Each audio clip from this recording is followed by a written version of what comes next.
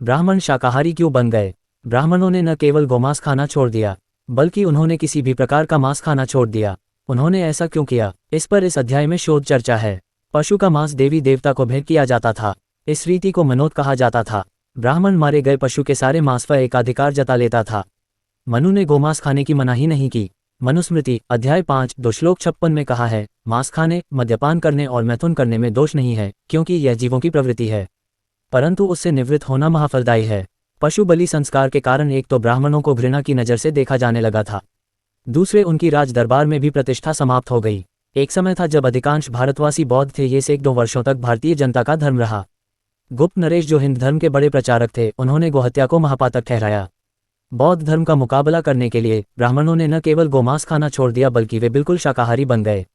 14 अध्याय 14 गोमांसाहार ने छितरे हुए आदमियों को अछूत क्यों बना दिया?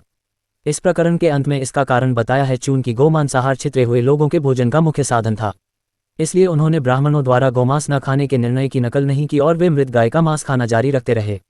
अध्याय 15 अपवित्र और अछूत। स्मृतियों से काफी पहले कुछ लेखों के अनुसार ईसा से पूर्व काल में धर्मसूत्रों में भी छुआछूत करने के नियम है। जिस वर्ग को अछूत कहा गया है, धर्मसूत्रों में भी उसका वर्णन दिया गया है। उसकी तालिका यहाँ दी गई है। चमार गोमांस खाते थे, इसलिए वे अछूत बना दिए गए। ये भी स्पष्ट कर दिया है। 16 अध्याय 16 छितरे हुए आदमी अछूत कब बने? छितरे हुए आदमी अछूत कब समझे जाने लगे? इस अंतिम विचारणीय प्रश्न का इस प्रकरण में उत्तर है। आधुनिक युग के महान समाजशास्त्री विचारक डॉक्टर भीमराव अंबेडकर ने अपना हजारों ग्रंथों का अध्ययन एवं गहरा चिंतन दांव पर लगाकर इस देश के अछूतों के समाज दर्शन का व्याख्यात्मक तथा विश्लेषणात्मक अध्ययन प्रस्तुत किया है।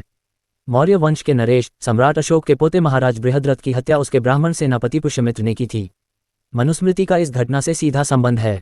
पुष्यमित्र द्वारा बृहद्रथ मौर्य की हत्या एक युगांतकारी घटना थी।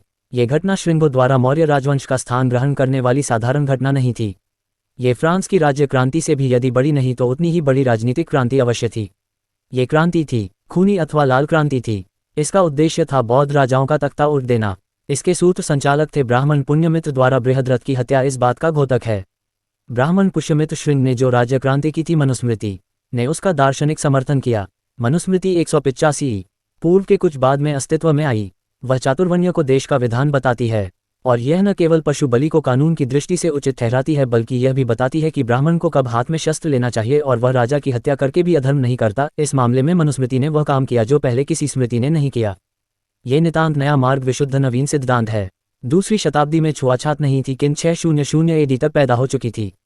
चीनी यात्री हेनसांग भारत में ईस्वी 629 में आया और 16 वर्षों तक देश में रहा। जो देखा वह उसने अपने दिनचर्या में लिख कर रखा। इस टिप्पणी की गवाही भी यहाँ है। कट्टर हिंदू राजा गुप्त ने 400 AD में किसी समय गाय की हत्या को मृत्युदंड देने जैसा अपराध ठहराया। अपने इस शोध ग्रंथ के अंतिम अध्याय में संसार के आधुनिक महान समाजशास्त्री डॉक्टर आम्बेडकर ने इस प्रकार निष्कर्ष निकाला है। हम कुछ विश्वास के साथ कह सकते हैं कि छुआछूत 400 ईस्वी के आसपास किसी समय पैदा हुई। पृष्ठ 379 एक आज के अछूत अतीत के बौद्ध है। ये खोज डॉक्टर आम्बेडकर द्वारा अछूतों के गौरव वर्णन की दशा में बहुत महत्वपूर्ण है। विस्तार से जानने के लिए इस पुस्तक का अद्योपांत अध्ययन नितानन आवश्यक है। दुनिया के आधुनिक महान समाजशास्त्रियों में डॉक्टर B.R. आम्बेडकर जी का स्थान बहुत ऊंचा है। इसका कारण यह है कि सामाजिक चिंतन के क्षेत्र में किसी भी अन्य आधुनिक चिंतक की अपेक्षा में बाबा साहेब डॉक्टर आम्बेडकर का योगदान एवं अवदान सर्वाधिक है।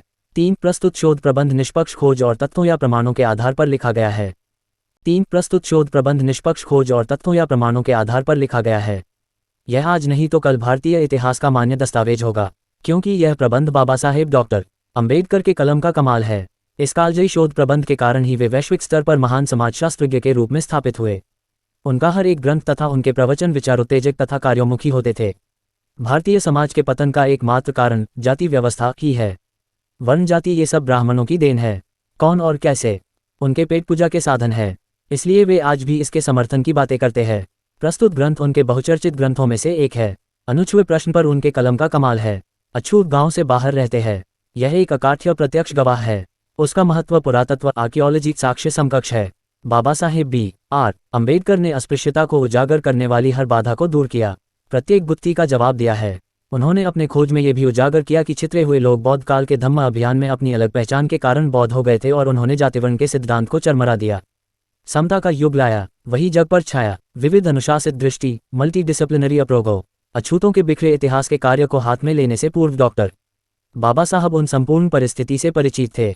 इस दृढ़ इच्छाशक्ति से इस चुनौतीपूर्ण विराट कार्य को स्वीकार किया। संपूर्ण कड़ियों को जो अछूत वर्ग की पहचान में बाधक थी, नए ऐतिहासिक तथ्यों के साथ उजागर किया।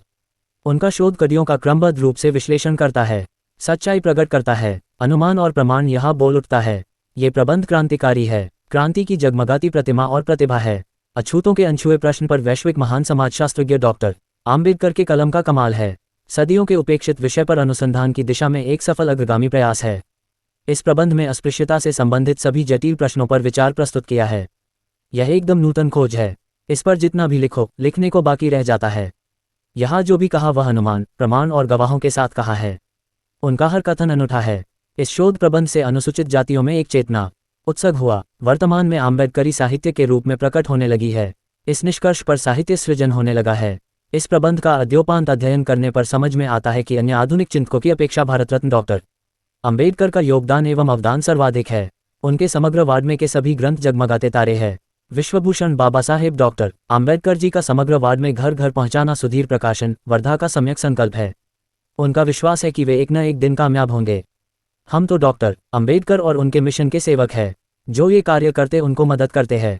हमारे इस संपादकीय एक अध्ययन में कुछ कमियां श्रुति नजर आए तो हमें ज्ञात करे और उसके लिए क्षमा करे। यह एक अध्ययन इस खोज प्रबंध के बाबत जिन्होंने अपने विचार प्रकट किए उनका संज्ञान है। डॉक्टर आम्बेडकर मिशन के सेवक संपादक द्वय, एक आचार्य सूर्यकांत भगत, 2 डॉक्टर राजेंद्र भस्मे। सूचना सिर्फ मान्यताओं और जानकारियों पर आधारित है। यहाँ ये बताना जरूरी है कि यह मेरा वीडियो किसी भी तरह की मान्यता जानकारी की पुष्टि नहीं करता है। किसी भी जानकारी या मान्यता को अमल में लाने से पहले संबंधित विशेषज्ञ से सलाह लें। धन्यवाद।